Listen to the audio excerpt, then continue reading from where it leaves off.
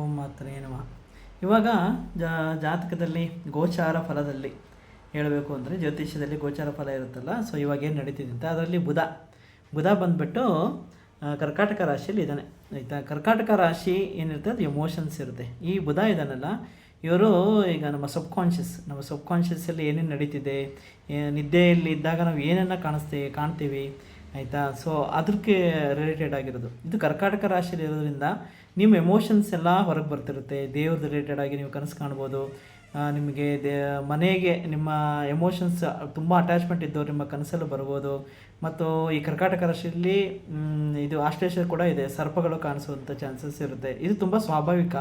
ಮತ್ತು ಕೆಲವು ಮೀನಿಂಗ್ ಹುಡುಕಬೇಕಾಗುತ್ತೆ. ಅಂದರೆ ಯಾವಾಗ ಮರ್ಕ್ಯುರಿ ರಿಲೇಟೆಡ್ ಆಗಿದೆ ಅದರದಕ್ಕೆ ಸಂಬಂಧಪಟ್ಟ ಏನೋ ಒಂದು ಎಮೋಷನ್ ಅಟ್ಯಾಚ್ಮೆಂಟ್ ನಮ್ಮ ಮೈಂಡಲ್ಲಿ ಆಲ್ರೆಡಿ ಇರೋದು, ಇವಾಗ ಅದು ಹೊರಗೆ ಕಾಣಿಸುತ್ತೆ.